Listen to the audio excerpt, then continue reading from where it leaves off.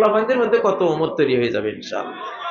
এই যুগে হবে ইসলামের প্রথম যুগ আর শেষ যুগ সেম সেম লোকেরা আসবে, সেম দুঃসাহসী দিগ্বিজয়ী বিশ্ব নেতারা আসবে ইনশাআল্লাহ।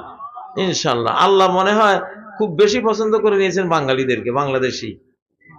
কেন এগুলি মানুষ ছোট, গুলি করলেও কম লাগবো গায়ে, চিকনা চাকনা সই কম হইবে। আরে এত মোটা হইলে তো ভাই আন্দাজে মারলেও গায়ে গিয়ে পড়বো, ঠিক না?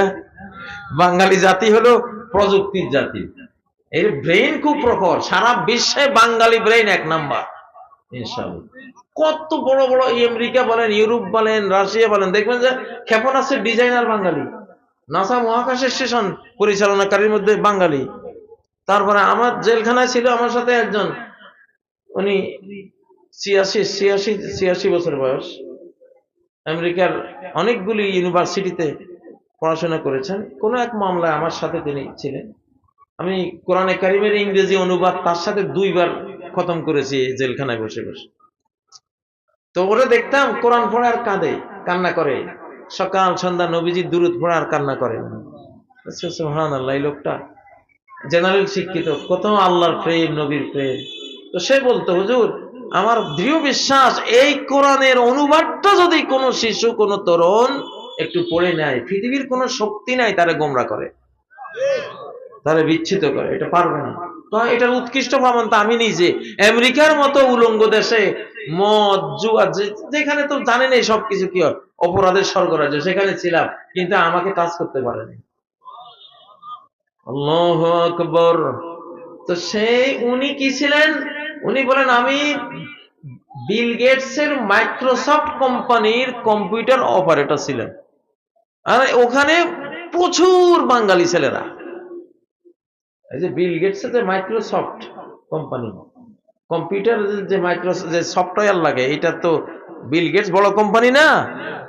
ওনার ওই কোম্পানির পরিচালকদের মধ্যে বহু বহু আছে আমাদের এই বাঙালি পোলাপান। আরে আমাদের দেশটা তো ওরা কলোনি বানাই ফেলছে, আমাদের মেধাগুলির আমরা মূল্যায়ন করতে পারি না। ডক্টর ইউনূস সাহেব, বাংলাদেশে কোথায় কোন যুবক আছে, ব্রেইনি যুবকরা কোথায় কোন কাজ করতে, সবগুলির দেশে আনেন ইনশাআল্লাহ। বাংলাদেশকে আমরা সুপার পাওয়ার বানাবো ইনশাআল্লাহ। কি পাওয়ার? দুনিয়া সুপার পাওয়ার। আল্লাহর উপর তাওয়াক্কুল। আমরা তো জিরো পাওয়ার, কিন্তু আমরা যখন আল্লাহর সাথে থাকবেন তখন কি? কাল্লা ইন্না মাইয়া রাব্বি সায়াহদিন। যখন হযরত মূসা আলাইহিস সালামকে তার উম্মত বলছিল, পিছনে ফেরাউন, দুই দিকে পাহাড়, সামনে সাগর, কোন দিকে যাব? উনি বললেন, নেভার, কোশ্চেন কালেও নয়, আমাকে ফেরাউন ধরতে পারবে না, আমার সাথে কে আছে? আমার রব আছেন, সায়াহদিন, আমাকে রাস্তা দেখিয়ে দিবেন। আর সাথে সাথে আল্লাহ ওই পাটারের লাঠিটা একটু সাগরের বুকে মারো, মারলেন, ফানফালাক, সাগর ফেটে গেল।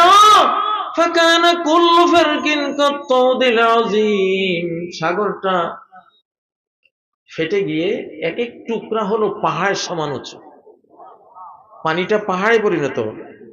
আর 2 টুকরার মাঝখানে বিশ্ব রোড, তাও একবারে বর্ষাকালের রোড না, চৈত্র মাসের বালু উড়ানো রাস্তা। সুবহানাল্লাহ। তো এটা সুপার পাওয়ার না হযরত মূসা? আল্লাহকে দিয়ে, কাকে দিয়া? সুপার পাওয়ারের সাথে, সুপার পাওয়ার সাথে থাকলে আপনিও কি জিরো পাওয়ার?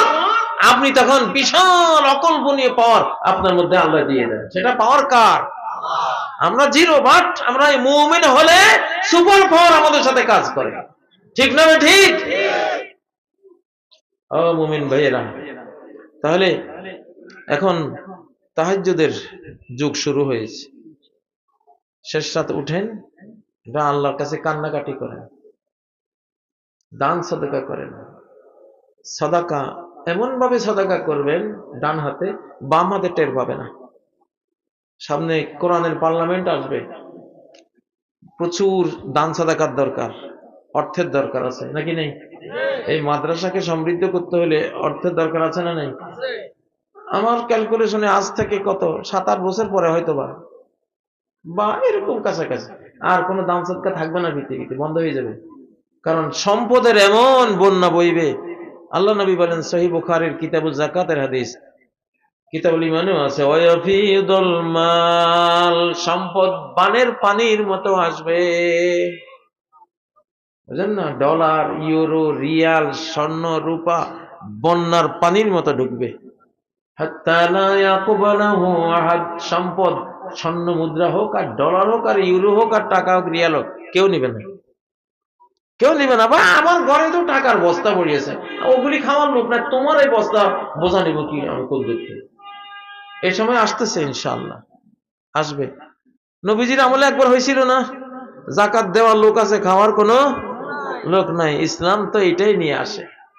ও ভাইরা, তো সেজন্য দান সাদাকা এখন যদ্দূর পারেন কোরআনের শাসন আনার জন্য অর্থনৈতিক কোরবানি লাগবে কিনা? লাগবে ইনশাআল্লাহ, ইনশাআল্লাহ লাগবে। যে গরিবের ঈমান দুর্বল, তারে আপনি 10,000 টাকা দিলেন, ভাই আল্লাহর কোরআনের ভোটটা দিও, ঠিক না? আল্লাহর কোরআনের ভোটটা দিও। যদি ঈমান দুর্বল দেখেন, এই দেশে মানুষ চা খাইয়া ভোট দেয়, এত সরল সহজ জাতি। আমাকে চা খাওয়াইছে, কয় না উনি তো 1 কাপ চা খাওয়াইছে, ওনারে ভোট দিতে হবে। হায়রে কপাল।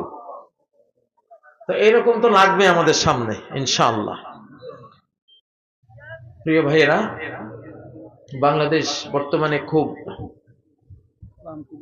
একটা ক্রান্তি লগ্নে আছে। এই দেশে পিলখানা হয়েছে ষড়যন্ত্র, 71 ছিল আরেকটা ষড়যন্ত্র, এখন আমাদের বেগম খালেদা জিয়া নিয়ে যা হচ্ছে, তার ছেলেকে নিয়ে যা হচ্ছে, এগুলোর ভিতরেও কি আছে? আমি দেখতেছি পুরাটাই একটা বিশাল ষড়যন্ত্র পাকানো হচ্ছে। অনেক কিছু ষড়যন্ত্র এখন আবার চলছে, কিন্তু এবারে আর সফল হবে না ইনশাআল্লাহ। এবার সফল হবে না। এবার যদি ফাইজলামি করে নিজের দেশও হারাবে ইনশাআল্লাহ। এবার আগের টাইম নেই। আমি তো একটা ওয়াজ করি, ফ্যাসিবাদের কি হয়েছিল যে 45 মিনিটে তার বিদায় হতে হয়েছিল? ঘটনাটা কি ঘটেছিল আল্লাহর কাছে? আল্লাহর কাছে ঘটনাটা ছিল তার টাইম শেষ। কি শেষ? টাইম শেষ, শতাব্দী শেষ। তার উত্থানের বিজয়ের শতাব্দী শেষ, কোরআনের মুসলিমদের বিজয়ের শতাব্দী শুরু। তো মুসলিম ইসলামের বিজয় শতাব্দীতে তো তোমার ইন্ডিয়ান দাসিত্বগিরি এটা বিজয়ী হবে না ইনশাআল্লাহ। হবে? শিরিক বিজয়ী হবে না, কুফরি বেঈমানি বিজয়ী হবে না। ওর সময় শেষ হয়ে গেছিল। কি হয়েছিল? সময় শেষ, এই জন্য বিদায় হতে হয়েছে। এখন আর আমাদের ইনশাআল্লাহ ভয় নাই, কাজ করে যেতে হবে, কাজ করে যেতে হবে, হেদায়েতের পথে আসতে হবে। আল্লাহ তাআলা আমাদের সবাইকে হেদায়েতের পথে আনেন। কিছু প্রশ্ন দিয়েছেন। আমার প্রশ্ন, আহলে কোরআন যারা, তারা হাদিস মানে না, কথাটি বুঝিয়ে বলুন। ওরা মিথ্যুক। ওরা কি মিথ্যুক? ওরা খতনা করাইছে কিনা? তো আহলে কোরআনের খতনা আছে কিনা? আছে। তো খতনা তো হইলো সুন্নত, হাদিস, তাহলে তুমি মানছো?